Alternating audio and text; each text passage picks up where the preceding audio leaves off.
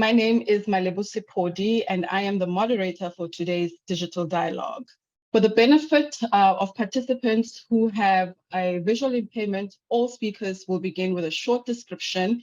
My name is Mobilisation. I am a Black woman with cornrows, and I'm wearing glasses, and I have a nose ring.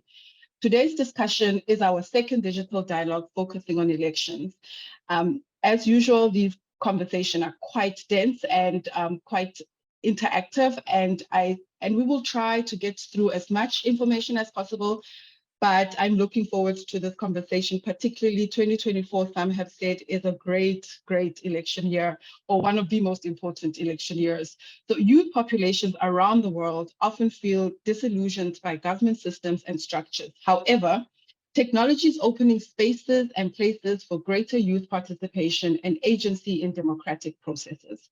This digital dialogue today will explore the role of youth participation in election. For me, I'm interested in the global South context, but I know that a lot of us come from everywhere around the world. And so we will also look at different areas around the world. Different tech platforms will be explored that empower youth population and that are aligned to broader youth advocacy campaigns. The global youth population is steadily growing in the context of the global South and Africa, particularly the youth population constitutes a considerable proportion of the total population. Despite being an important constituency, levels of youth participation in elections vary based on the degree of community mobilization mechanisms, as well as civic education programs. We live in a digital age where technology is the connective tissue of communications and information access. Civic tech provides opportunities to enable young people to get involved and directly make decisions that will shape their future and their quality of life. This digital dialogue will bring youth perspectives into focus in relation to their participation and engagement in elections. We will focus on discussing several ways that youth can mobilize through civic tech and broader digital platforms. To help us discuss these issues and more, we are delighted to welcome to the panel today Faria Khan and Jason Bygate. I'm not going to introduce them. They will introduce themselves just a little bit later when we have them on screen. Each panelist will introduce themselves, as I said, and share key points for about 5 minutes, and then we'll have some discussions and questions. At any point during the presentation, please feel free to put your questions into the chat. We won't get to all of them, as I've said, but we'll certainly try. And with all your questions, I see that a lot of us might have the same questions, and we'll try and answer them, more questions in one go. But Faria, welcome today, and thank you for joining us. Would you please turn on your camera and join me here? And just tell everybody where you're joining us from, introduce yourself, and don't forget to start with a brief self-description. Over to you, Faria. Great. Thank you so much. Hello, everyone. I'm Faria Khan. Thank you very much that you are having me here and for this very important discussion. I'm a brown girl with black hair and glasses. And yeah, let's get right into it. Just a second. Yes. So in today's day and age, it is fairly noticeable that the way in which media is consumed is quite different than it was 10 years ago. Social media has become an essential source of information all over the world for young people everywhere around. And it has gotten a fundamental democratic function. The internet and social media have gained relevance, while other traditional media is less frequently used. And this shift in consuming online content, in a way, also raises a question of trustworthiness. Particularly in the realm of social media, misinformation holds significant importance, and conspiracy theories, for instance, can spread rapidly. And some of these theories can cause anti-democratic ideologies.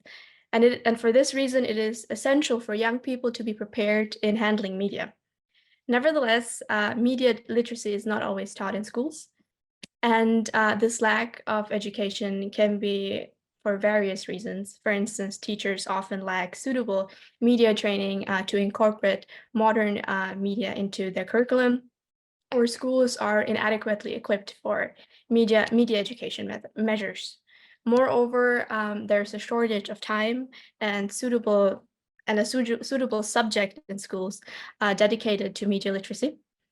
And so we believe that access to reliable information is important, so young people have actually the skills to make the right decisions and informed decisions when it comes to elections, especially in light of the information overload that we're facing nowadays.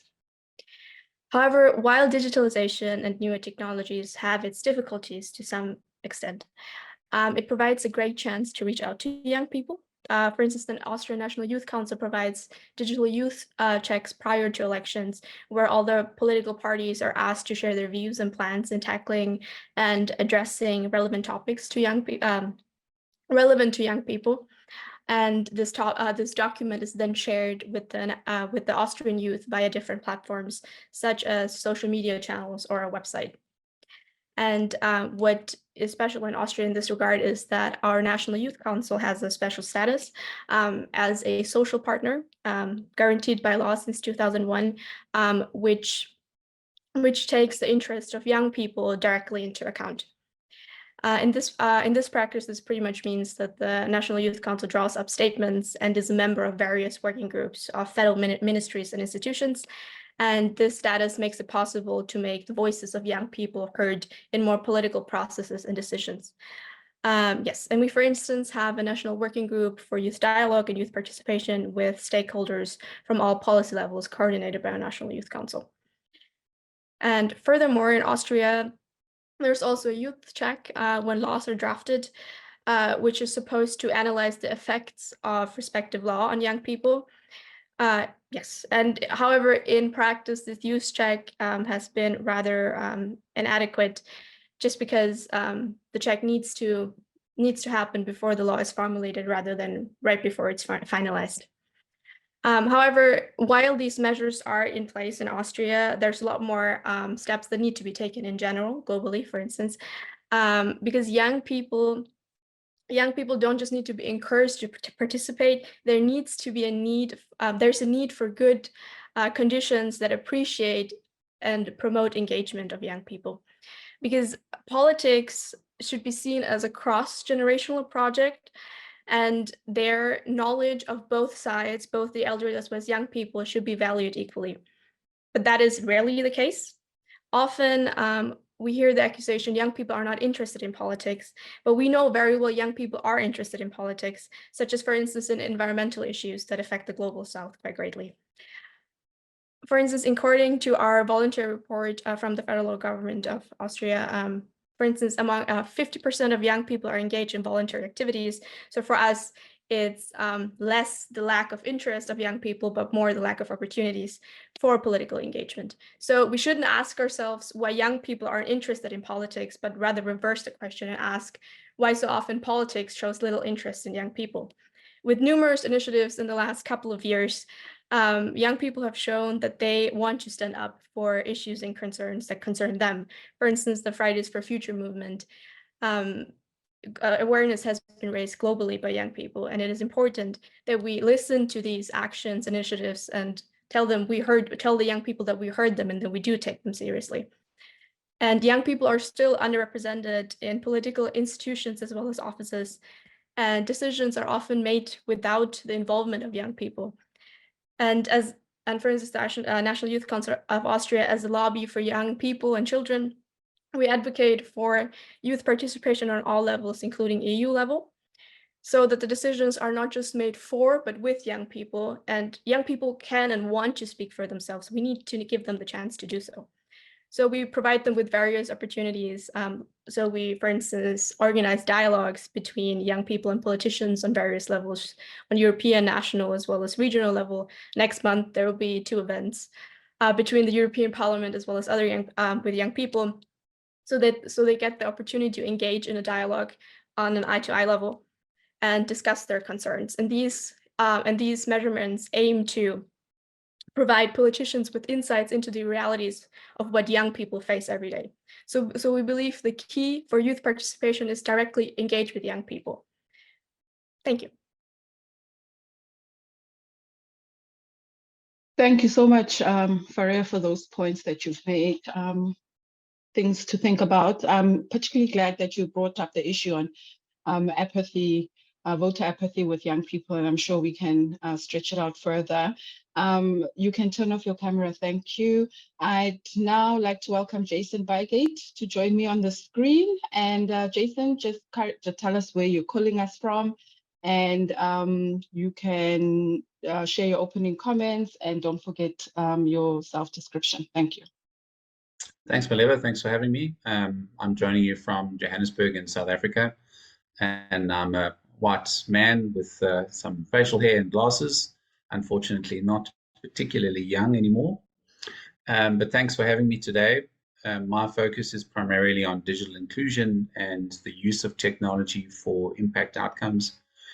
And most of the work that I do is focused on how best to leverage technology to drive inclusion, participation, and development outcomes. Within the Global South, which is largely where I work, when we're looking at the use of technology for any purpose, it's really important to consider the impact of the digital divide for participation in any kind of digital forum. Technology is certainly not a silver bullet, and it's really important to consider the warmware layer that is vital to any kind of technology usage. So that's the human element, and often we're focused on the software and the hardware and the connectivity, and the warmware layer is often neglected, and that can serve as a major barrier to participation and inclusion, whether that's accessing services through digital forums or being able to provide your input and have a voice when it comes to things like politics and the elections. So for me, key considerations when thinking about digital inclusion and participation through digital channels are things like, firstly, awareness. So the barriers that are a function of not having awareness about the various digital channels that are available. So in most cases, we don't know what we don't know.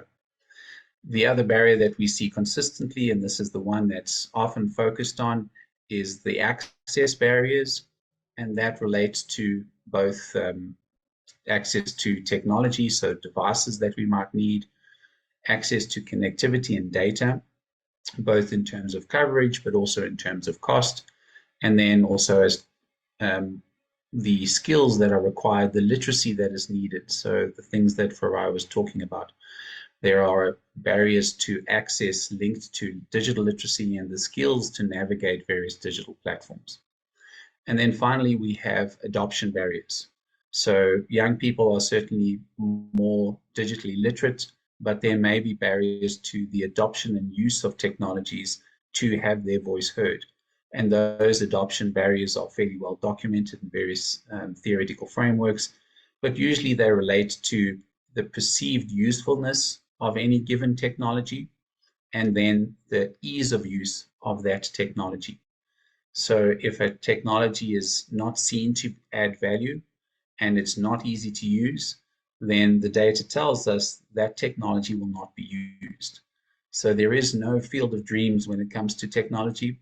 If you build it, they will not come. So if you build a technology, there's no guarantee that it will be used.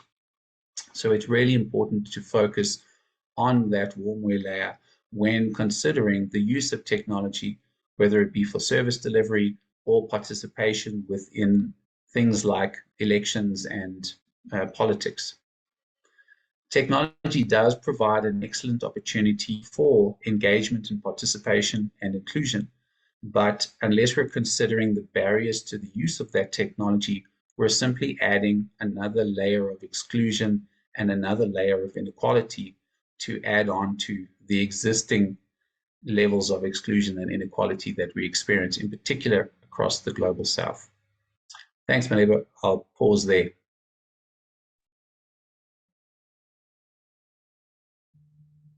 Thank you so much, Jason, for your points. We will now move on to the second part of today's dialogue and provide the opportunity for the speakers to ask questions to one another based on their opening inputs. So if both my guests and my panelists could please just get their cameras on.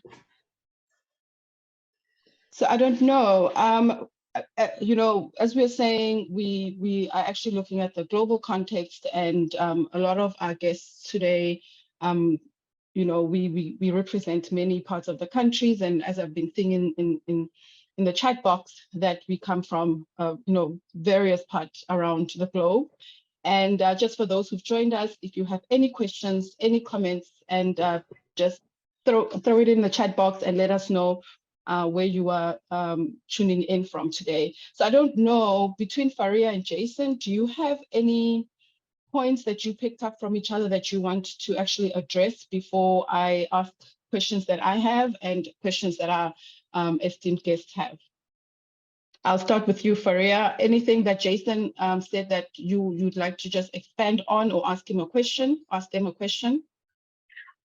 Interesting enough, I don't. I thought it was very interesting, everything he said. I would love to hear more, but so far, no. It was very thorough. Thank you for the Thank you, Jason.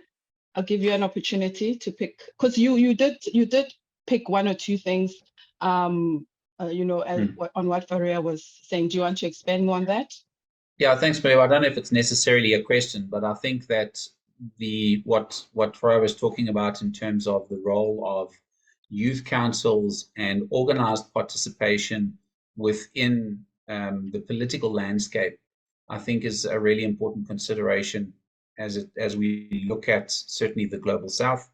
I think there is very limited opportunity for participation, and certainly lessons that can be learned from the ways in which that participation is coordinated and organized. One of the opportunities that technology provides us is the means to coordinate at scale and to provide a mechanism for engagement, collaboration, and discussion. And certainly within the context of the global South, where most young people are already engaged with some level of social media, it is an opportunity for us to consolidate those voices. I think one of the questions that I did have is how to moderate and manage those voices to ensure that we can kind of refine the message and ensure that it is reaching the right destination when it comes to providing young people with a voice within the political landscape, and especially when it comes to reflecting their views around elections. So I think perhaps a question to Fries is how do you think that would be best managed, certainly within the context in which we largely work, which is the global South?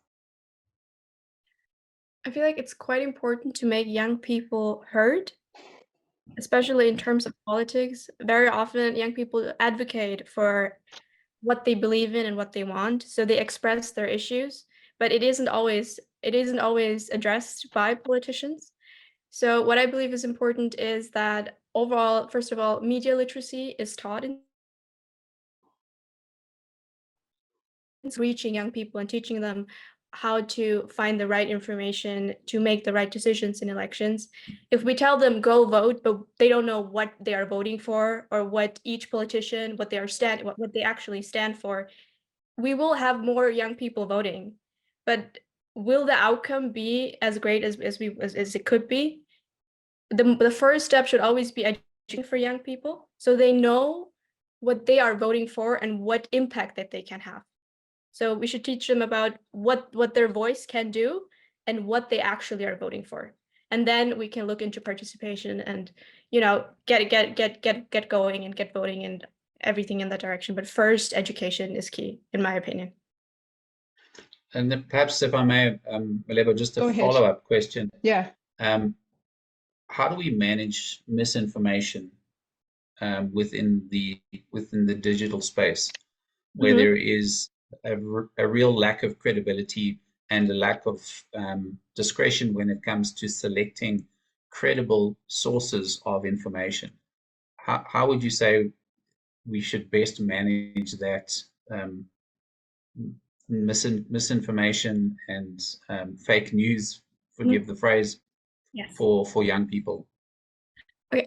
Before I answer this question, am I frozen, or can you see me? Because I feel like my connection is a little bad. I can see you on my side. I don't know, Can you see me moving, Jason? or just my face? No, you are frozen, but the Okay. picture is good, so Okay. we know Great. what you look like. Okay, no, yeah, no, it's fine. You can go ahead. Mhm. Okay, as long as you can hear me, that's good, I think. Yeah, that's fine. Okay, in regards to fake news, I believe there certainly is an overflow of information for young people. And especially in terms of social media, everyone tends to get into a bit of a bubble, and the information you end up getting is quite specific. So you don't always get the right information, or overall it is a large chunk of information that young people receive on a day-to-day. So what I would say is what would be quite important is to teach young people how they can differentiate between fake and factual news. So, for instance, this can be taught in schools, or for instance, governmental measures can be taken on. There are different ways to figure out if, for instance, a page is reliable or not. And for instance, if you see a social media post and it says this and this happened, not everyone tends to Google afterwards if that really happened. You just take it as fact and then you run with it. Mm. So just teaching children and young people to, hey, you read this, great, look it up. See if there's other sources stating the same thing. So it's just showing young people that it's just that not everything you hear, you shouldn't take everything that you hear as fact, and that you should always look it up and check up on it. And there's various ways on how to fact check. So I believe in this regard as well, education is key. Thank you so much, Jason and Faria. I mean, Jason, do you wanna respond to that? I don't want to close you out because this is your session with Faria. Yeah, thanks. Yeah. No, I think I would be inclined to agree with Freya. I think that the skills development, the education is really important, and certainly we should be advocating for that inclusion into curriculum more broadly, where you have modules for certainly digital literacy, but I think it's also about digital citizenry. And what does it mean to be a digital citizen in the modern age? And what are the responsibilities? What are the risks? What are the pitfalls of navigating this digital ecosystem in which we now live? And what are my responsibilities as an actor within this digital ecosystem? I think one of the challenges that we face with this accelerating digital environment in which we live is that young people are not well equipped to navigate this environment. Certainly, older people are even less well equipped, but certainly more aware of the potential risks that are associated with living and working in this digital world. So I think it is about education. I think it is about building active digital citizens where they're using technology to amplify their voice, but in a responsible way, and also aware of the pitfalls of simply consuming digital content. And I think that is one of the things that we need to consider as we move forward with all of the technology that is evolving, is how are we discerning the services that we use? How are we filtering the access that we are now able to use, so that firstly we don't become a product? If we look at the likes of Facebook and Twitter and Google, uh, the saying goes that if you don't know what the product is, you are it. So if you're not being charged for Facebook, that's because you are the product. Facebook is monetizing your information. Same with Google and most of the other social media platforms. Yeah. Thank you so much. Yeah, just to backtrack a little bit, there's a question that I wanted to ask, and Oliver Chapman also quite asked the question in terms of when we look at the social media space. I mean, there's arguments and talks about youth apathy and do the youth really know their role in elections, and do they know why it's important to vote? But we have seen throughout the years, even more so now, there's a lot of youth uproar and youth talk, youth usage of social media to address issues that are important to the youth, to see that the youth understand the political landscape, whether however we see the politics. But now the issue is, with all the campaigns, and maybe this could come from experiential, answering from your experiences, with all the campaigns that happen, with all the tools that are there, do we see a translation that happens from the kind of issues that the youth talk about online, particularly in South Africa? I mean, in the past few months, we've been talking about register to vote. Young people have been mobilizing, going on social media, talking about it's important to register to vote. But now when we get to the elections, history and data tells us that there has been low voter turnout, particularly from the young people. And Faria spoke about that we don't have enough youth participating within the politics themselves. And maybe this is why young people would not show up during the election. So I want to just hop on Oliver's question in terms of when he asked, so lower youth turnout in elections has meant policy outcomes have favored older people in many countries. How can both tech and non-tech methods be used to drive up youth turnout? Whatever the levels of knowledge, simply driving up turnout will make a huge difference to the decision politicians make. And maybe this should be more of a case answer, like from experience. We can start with you, Faria, and then we'll go to Jason. Faria, your mic is off. Would it be possible if Jason starts? Because I'm having slight connectivity issues, so I'll get to it in a second. Okay, Jason? Yeah, and look, I think that this is not necessarily a new issue when it comes to young people engaging with politics. Traditionally, politicians have been very bad at communicating with young people, either in the run-up to elections or once they are elected. So young people have been certainly ignored in their past. Their voices have not been heard. They have been disregarded, and certainly feeding on the disillusionment that many young people feel already, off of the back of their issues and those things that are important to them not being addressed or not featuring within the key agendas of politicians when they are elected. So I think it is about how we are engaging with young people, how politicians are engaging with young people, how they're packaging their messaging, and also how they're learning from social media in particular, which is the primary point of engagement that young people have with each other and certainly with the rest of the world, and any subject matter.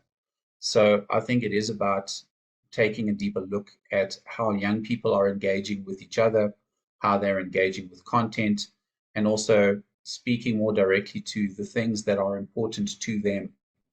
And I think that there is certainly a gap in the understanding of politicians, and it's not a new thing, about the things that are important to young people. Certainly, and I'm not a young person anymore, unfortunately, so it wouldn't be speaking from direct experience, but all of the work that we have done with young people, with youth organizations, we're seeing that consistent message come through, is that young people do not feel represented, do not feel heard, and certainly don't feel that the politicians that are trying to secure their vote are speaking to them in the way that they need to be spoken to about the things that are important to them. So I don't think it's necessarily a new thing. I think that technology does provide us with a much better opportunity to engage with young people, to hear from them, and also to send them the messaging that would drive them to engage more within the voting process. So I think that it's something that is likely to be ongoing. But definitely, if there are more young people involved in that election process, we are likely to see a shift in the way that politicians are communicating. One can only hope that more politicians are involving young people in the process to start with, because you can't talk to a young person if you're in my case, a fat old white guy. So you're not going to be able to identify, communicate, and articulate the message correctly. So young people need to be involved in the process from the beginning. Thank you so much. Faria, what's been your experience? Yes, so I absolutely agree with everything Jason said. We've done surveys with the youth in Austria, for instance, where the outcome was that the young people that our youth doesn't feel heard in the matters that they are interested in. I mean, for instance, if we look into matters like climate change, young people are the ones advocating for change and not like the older generations.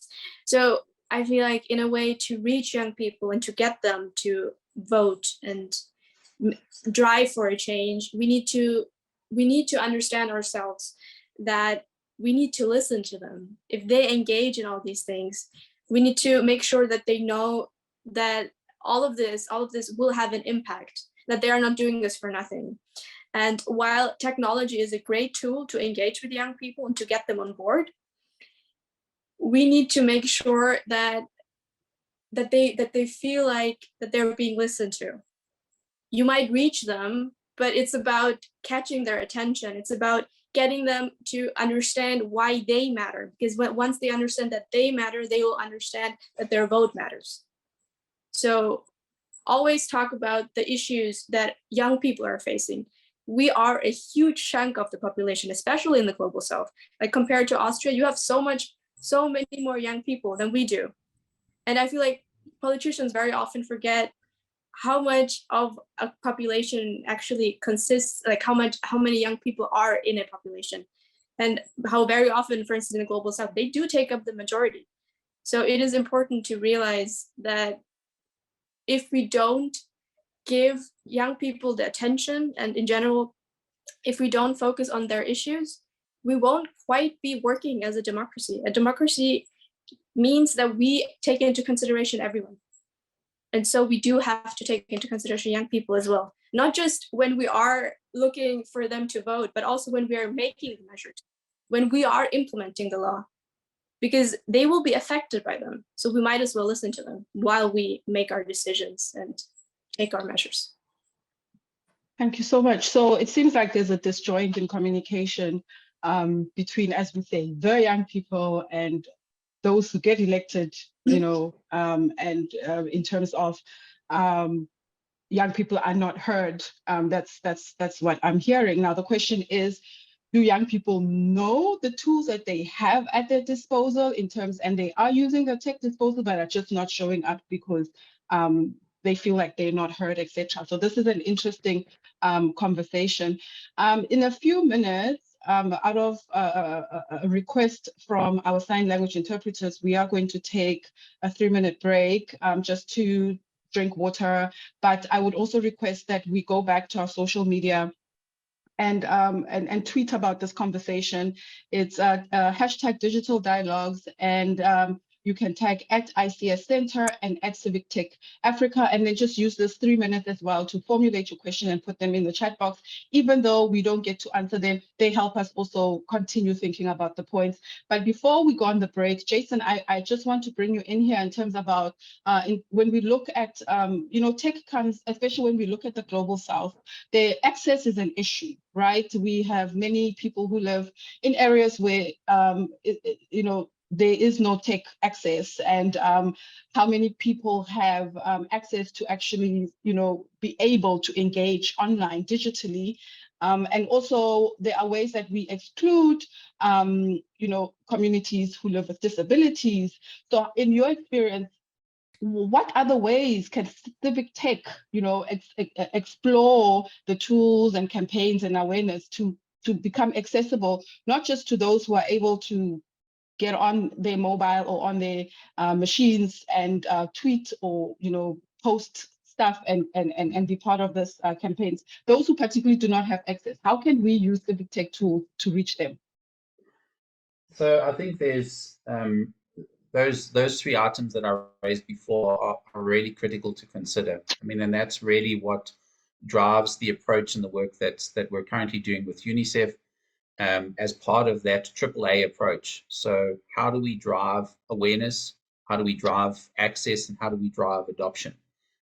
Certainly in my experience, and we're running a number of innovation challenges with the UNICEF team, specifically for girls across Africa. The important thing is to involve girls in the process and involve young people more broadly in the process, because young people know how best to drive awareness. They know how to speak to their peers. I certainly don't know how to speak to a young girl in rural Burundi, but her peers will know how to drive awareness for her and for her community about particular solutions. Similarly, when it comes to access, yes, there are barriers to access, both in terms of devices and connectivity, but we know that young people are accessing social media. They know how to get access. They're sharing devices. They know where their Wi-Fi hotspots, so they know how to overcome some of those barriers themselves. These are not things that we necessarily have to solve or even can solve for.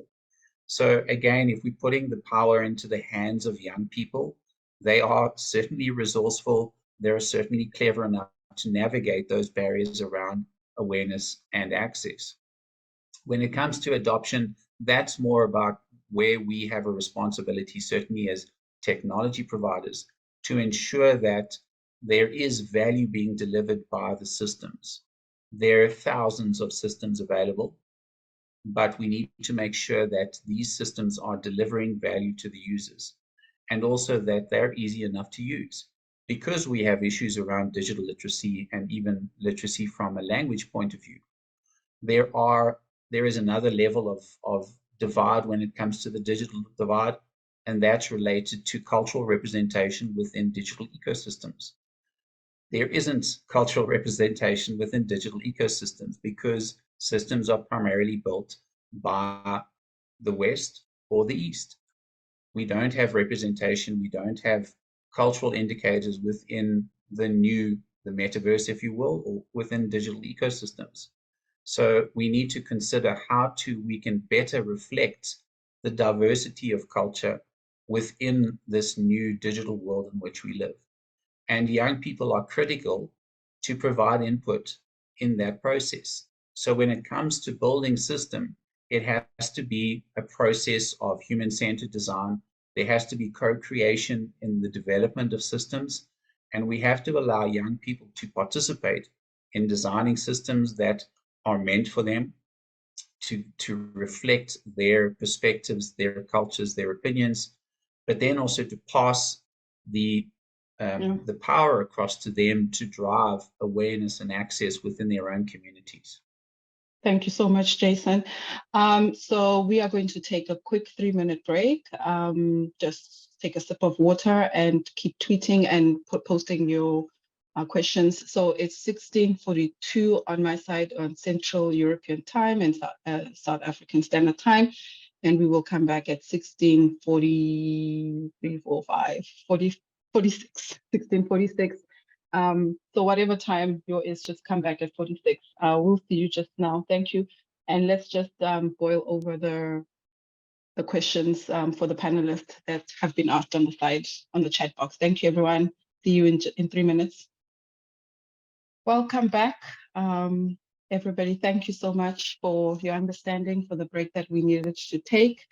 And there's just far too many questions for us to get through, but I'm sure we have done, we've put in the work in terms of, I feel like the questions are all linked. But there's a particular one here that I want to read that is from Ompa Tamano, and maybe maybe Jason and Faria can just speak from their perspective and experiences in answering this. Whilst youth participation has been low and voters' apathy has been confused with voting being a political choice, access to information has been limited on basis of literacy.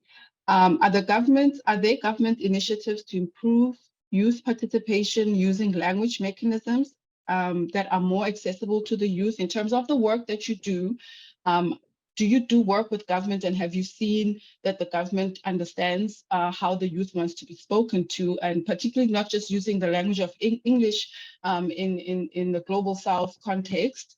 And what role is big tech's playing in ensuring that there is youth participation? So yeah, in terms of how is big tech also is big tech involved at all in terms of ensuring voter participation? I don't know, Faria or Jason, you can go at it. Faria?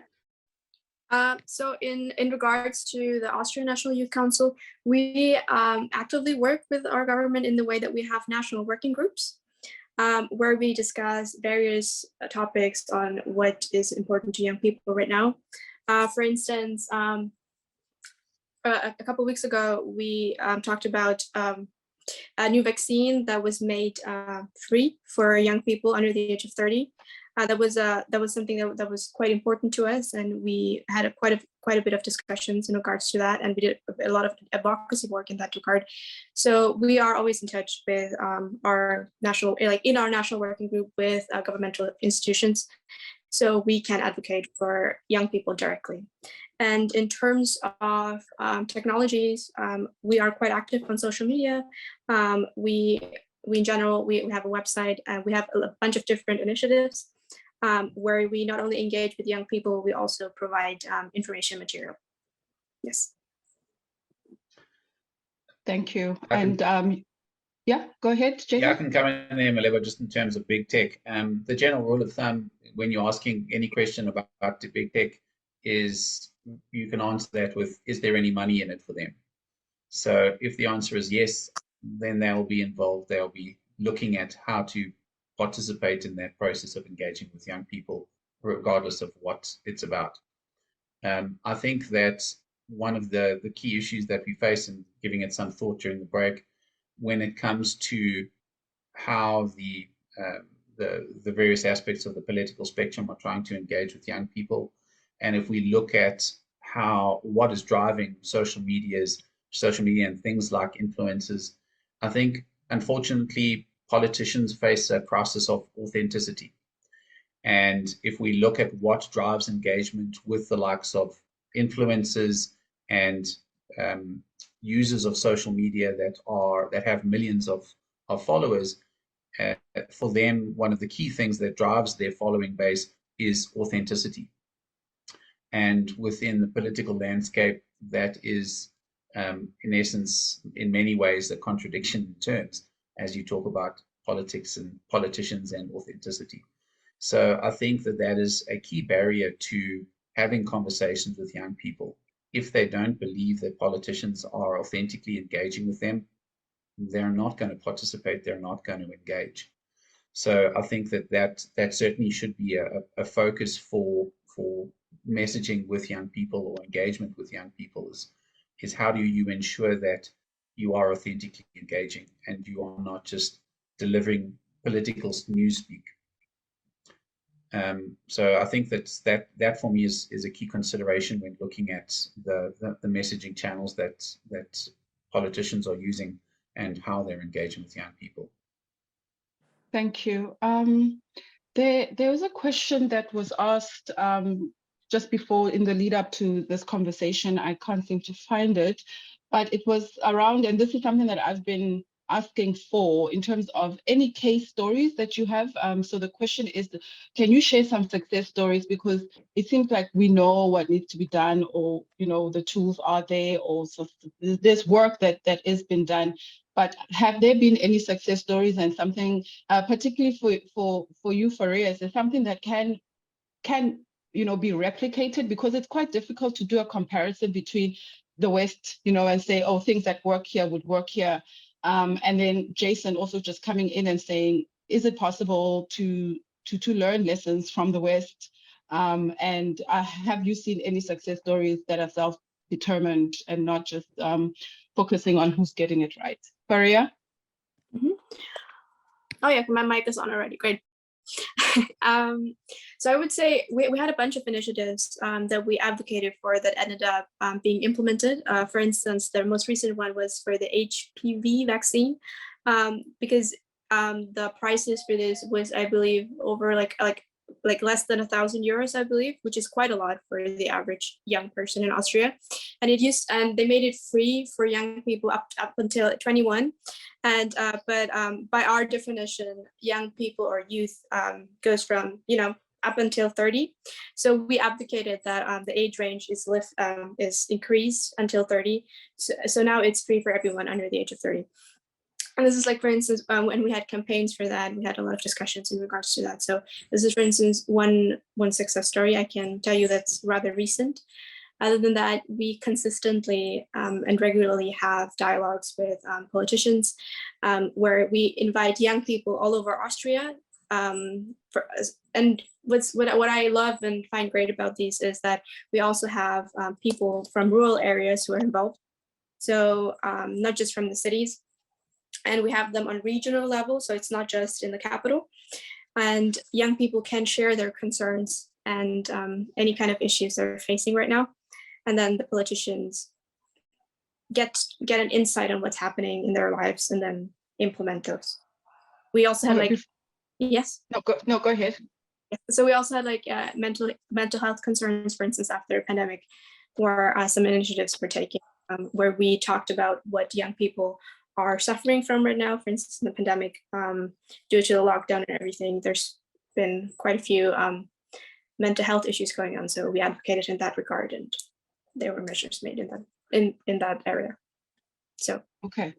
I mean, you mentioned we have young people from rural areas involved. What does that look like when you say we have them involved?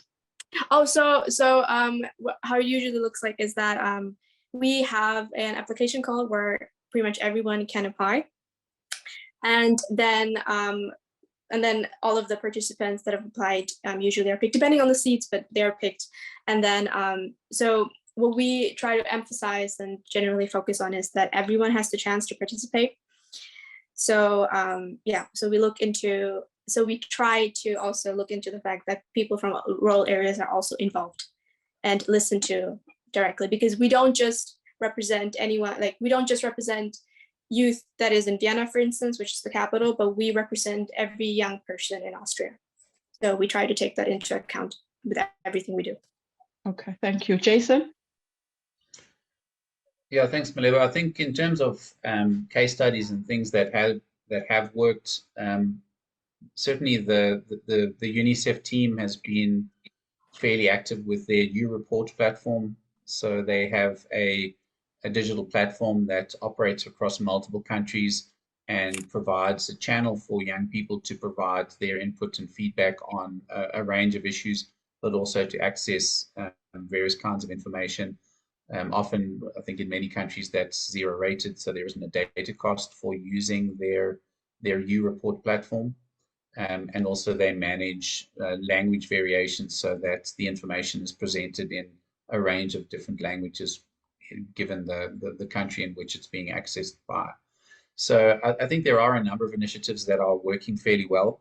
I think one of the challenges that we face from a civil society point of view is that we continue to suffer from pseudo collaboration. So civil society organizations talk a very good game about collaborating, and or express their eagerness to collaborate, but that very seldom translates into actual collaboration. And certainly the integration of systems, the integration of initiatives, we would get a lot more momentum, we'd achieve a lot more scale if we were integrating the work of different organizations more effectively. So I think there is certainly a lot of work still to be done from a civil society point of view to integrate the efforts of various organizations to bring systems closer together so that they are more accessible to young people, regardless of who is responsible for managing or maintaining them.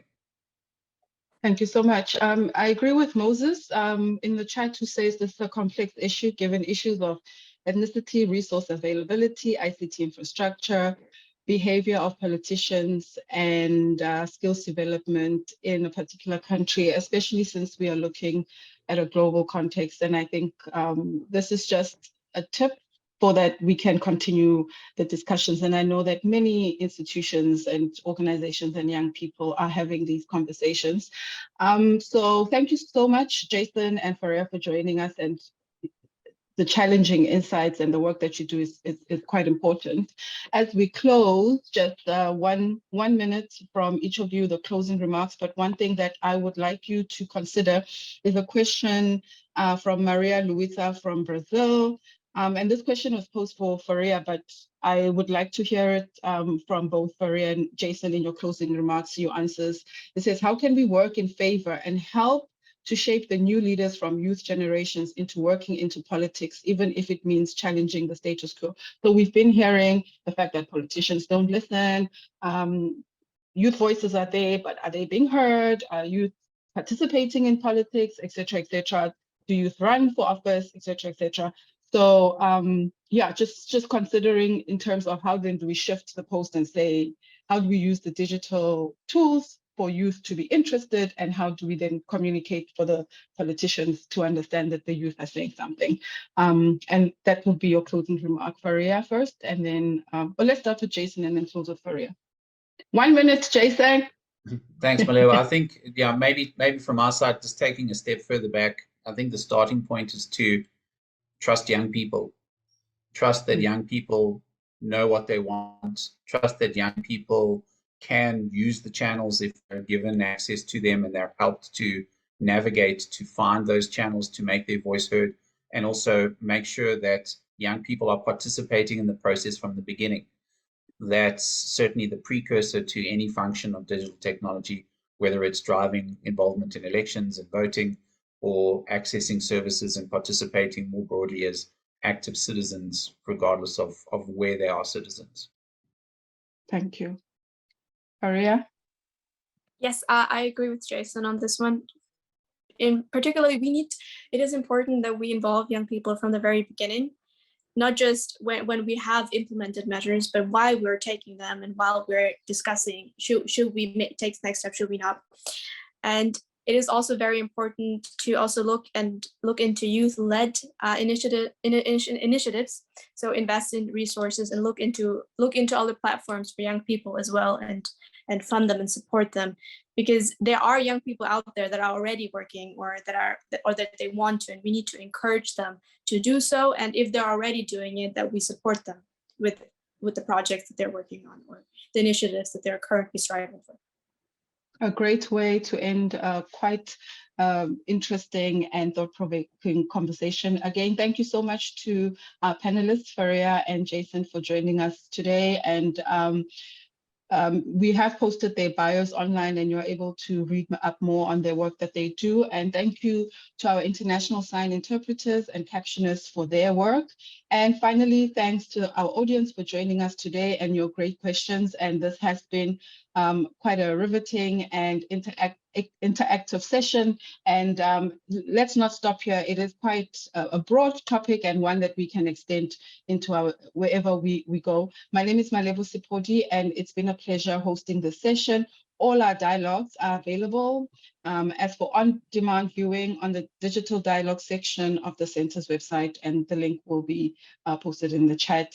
Thank you so much, everybody. And just to let you know that further resources from our panelists or organizations will be sent to all participants who attended today's session. It will be sent around next week. And if you'd like to get in touch with any of our contributors, you can do this via the team here at the center. And please send them please send an email to Ryan, and Ryan will also put their email in the chat, and we will allow 2 minutes just so that you get all the links and the emails after we end. Thank you so much, everyone. Thank you, Jason. Thank you, Faria. Thank you to everybody who does the work in the background. We appreciate it, and these are really great conversations. Thanks, everybody. Have a great evening or morning, whoever you're calling in from, or afternoon. Bye-bye.